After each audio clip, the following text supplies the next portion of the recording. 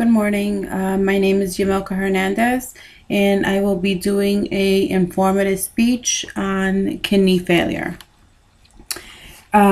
Kidneys are organs that filter your waste products from the blood. There's some causes that can cause kidney failure. They can be anything from dehydration. There are some medications that can cause kidney failure if you take them over an extensive period of time. Other causes that can cause kidney failure is high blood pressure as well. For an example, my mom, she has kidney failure that was caused by strep throat, and it was just not detected early in an early stage for it to be treated. Some other causes that can cause kidney failure is the body's immune. Once it gets overwhelmed from an infection, that can cause inflammation. That can also cause kidney failure. Another thing is kidneys are a source of erythropoietin in the body that is a hormone that stimulates the bone marrow to make red blood cells. These special cells in the kidney, they monitor the oxygen concentration in the blood. Now, once you are diagnosed with kidney failure, there are some steps to follow.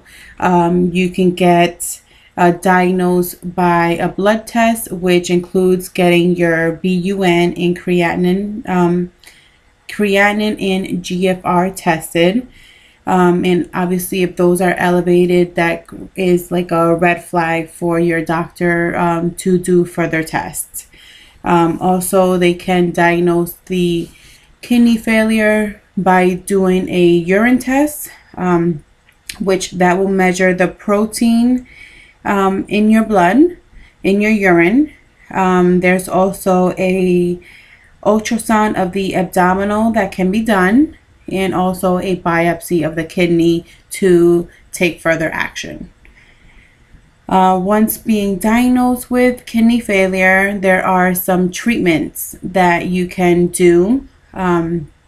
There's a dialysis, which there's two types. There's one that's a hemodialysis, and the second one is a peritoneal dialysis. Now, the hemodialysis, that's taking place where you would have to go to an outpatient facility 3 to 4 days a week for 3 to 4 hours. Now, being in an outpatient facility, you are required to stay for 3 to 4 hours. There's a machine that will filter your blood, which will remove all the toxins from your blood. Now, the peritoneal dialysis is where there has to be a surgery in place. A catheter is placed by a surgeon, and it stays in your body for a long period of time. There will be a solution placed in the catheter. It'll stay there for a few hours, and then it is drained out. And that catheter is placed on the lining of the abdominal cavity. Now, another treatment would be to obtain a kidney transplant, to go for a kidney transplant. Now, that will require for you to find a organ donor. They do have to be your same blood type, or at least compatible to the blood type, as you know. They'll have to do some testing like MRI, CAT scans, further tests regarding your bloods. Once that is done, usually it can be done by a family member if they want to become an organ donor, or you can go on a waiting list. Now, like I said earlier, I have my mom. She's a kidney failure patient. She's been on dialysis for about 6 years, and she's on the waiting list for a dialysis. For a kidney transplant.